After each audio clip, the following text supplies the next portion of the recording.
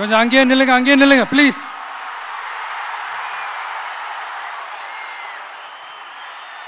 கொஞ்சம் அமைதியா நான் பேசுறத கொஞ்சம் கேளுங்க ப்ளீஸ். ஒரு 5 மினிட்ஸ் தான், கொஞ்சம் அமைதியா இருங்க ப்ளீஸ். ப்ளீஸ் நண்பர்களே, கொஞ்சம் அமைதியா இருங்க ப்ளீஸ். அதை தாண்டி யாரும் வரக்கூடாது ப்ளீஸ்.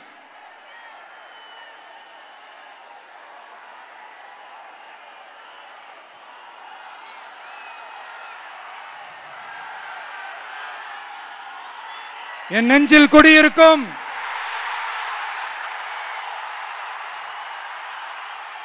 கொங்கு மண்டல தங்கங்களே,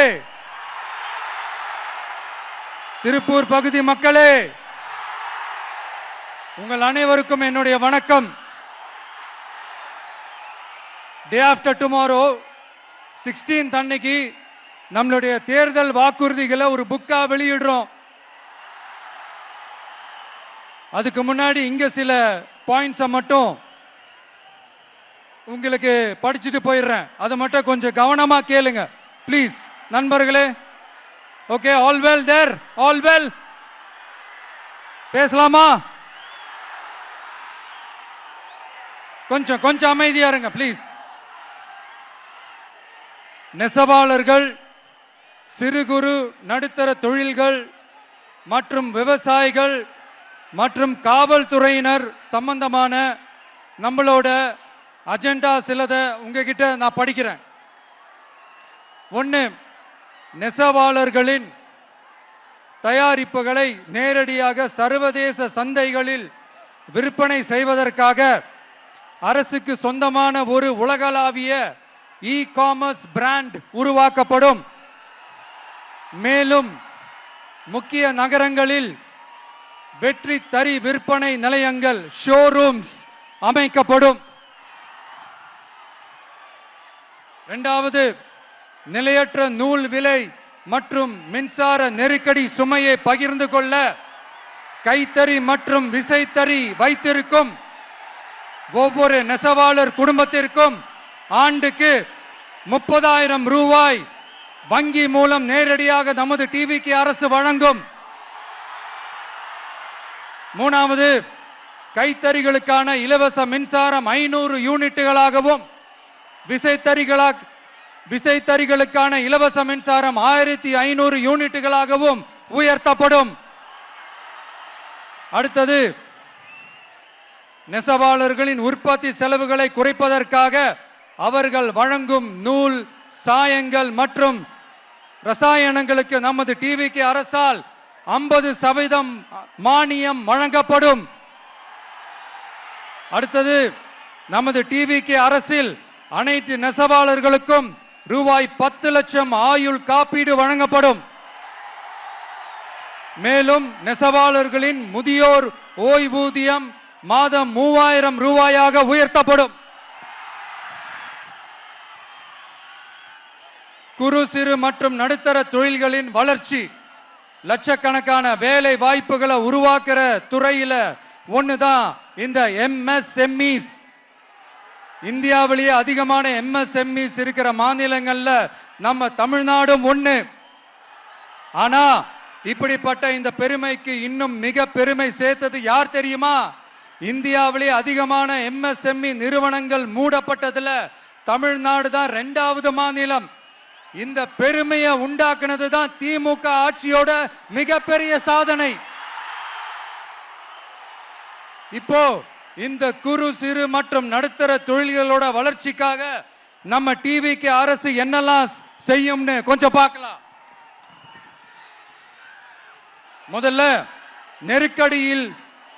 நெருக்கடியில் உள்ள குறு சிறு மற்றும் நடுத்தர நிறுவனங்களுக்கு உதவுவதற்காக ரூபாய் 15,000 கோடி ஸ்டேட் கிரெடிட் கேரண்டி ஃபண்ட் உருவாக்கப்படும்.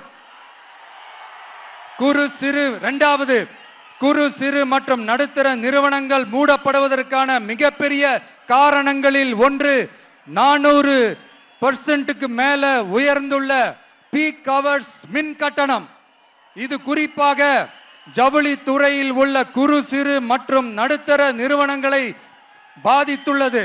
டிவிகே குறு சிறு மற்றும் நடுத்தர நிறுவனங்களுக்கான MSMEs இந்த பீக் ஹவர்ஸ் மின் கட்டணத்தை நமது டிவிகே அரசு நிறுத்தி வைக்கும்.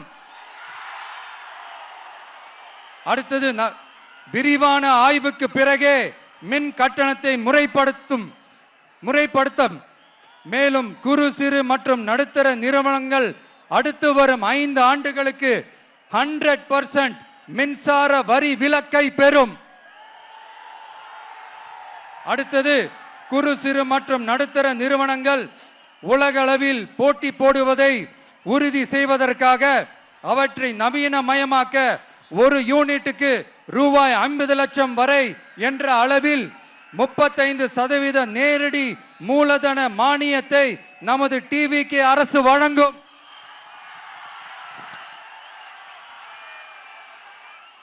அடுத்து நம்ம எல்லாருக்கும் சோறு போடுற நம்ம தெய்வங்களான விவசாயிகளுக்கான அஜெண்டா கொஞ்சம் படிப்போமா?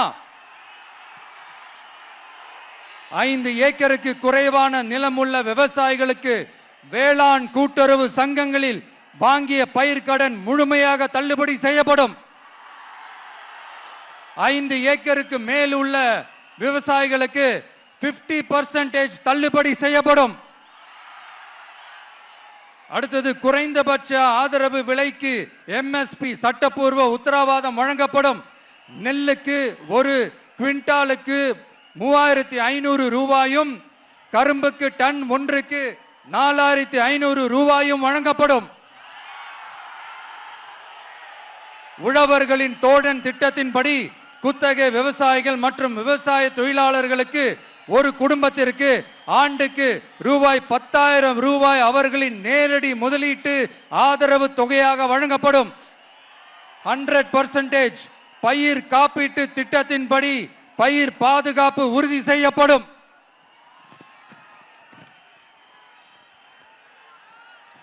கடைசியாக நமது அரசு ஊழியர்களின் நலனுக்காக பழைய ஓய்வூதிய திட்டம் மீண்டும் வழங்குவது குறித்து நமது டிவிகே அரசு கனிவுடன் பரிசீலித்து மதிப்பீடு செய்யும். அடுத்தது 5 அல்லது அதற்கு மேற்பட்ட ஆண்டுகள் தொடர்ச்சியாக அரசு பணியை நிறைவு செய்துள்ள அனைத்து தற்காலிக ஆசிரியர்கள், செவிலியர்கள் மற்றும் எழுத்தர் பணியாளர்களை நமது டிவிகே அரசு பணி நிரந்தரம் செய்யும். 3வது, பதவி உயர்வுக்கு பணம் பெறும் கலாச்சாரத்தை நமது டிவிகே அரசு முடிவுக்கு கொண்டு வரும். அனைத்து அரசு ஊழியர்களின் இடமாற்றங்களும் வெளிப்படையான மற்றும் கால வரையறைக்கு உட்பட்ட முறையில் நடைமுறைப்படுத்தப்படும். 4வது, காவலர்களின் அடிப்படை மாத ஊதியத்தை 18,200 ரூபாயிலிருந்து 25,000 ரூபாயாக நமது டிவிகே அரசு உயர்த்தும். அதிக மன அழுத்தம் உள்ள பணிகளில் ஈடுபடும் காவலர்களுக்கு பணிப்படியாக மாதம் 1000 ரூபாய் கூடுதலாக வழங்கப்படும். காவலர் நலன் மற்றும் பணி நிபந்தனைகள் சட்டத்தை, அதாவது police welfare and working conditions act, நமது டிவிகே அரசு இயற்றும். அச்சட்டத்தின்படி காவலர்களின் பணி நேரங்கள் முறைப்படுத்தப்படும். அதிக பணி சுமை கொண்ட காவலர்களுக்கு வாரத்திற்கு ஒரு சுழற்சி முறை விடுமுறையை உறுதி செய்யப்படும். சலவை படியை, அதாவது வாஷிங் அலவன்ஸ் 500 ரூபாயிலிருந்து 1000 ரூபாயாக உயர்த்தப்படும். மேலும் மதுரை, கோயம்புத்தூர், திருச்சி, திருநெல்வேலி, சேலம் மற்றும் வேலூர் ஆகிய இடங்களில் காவலர் நல மருத்துவமனைகள் நமது டிவிகே அரசு நிறுவும். கடைசியாக பெண் காவல்துறை அதிகாரிகள் பாதுகாப்பு நெறிமுறை அல்லது பாதுகாப்பு பணிகளுக்கு பணியமர்த்தப்பட மாட்டார்கள். பெண் காவல்துறை பணியாளர்களுக்கென தனி ஓய்வறைகளும் நடமாடும் டாய்லெட் யூனிட்டுகளும் அமைக்கப்படும்.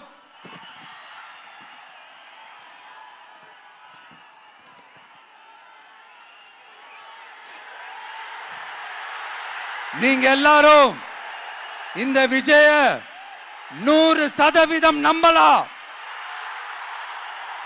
நான் உங்களுக்காக மட்டும்தான் வந்திருக்கிறேன். உங்களுக்காக நன்றி கடன் செலுத்துறதுக்காக மட்டும்தான் வந்திருக்கிறேன்.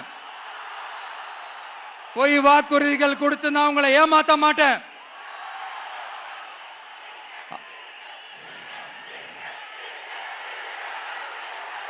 அதனால உங்க அண்ணனுக்கு, உங்க தம்பிக்கு, உங்க மகனுக்கு, உங்க பிள்ளைக்கு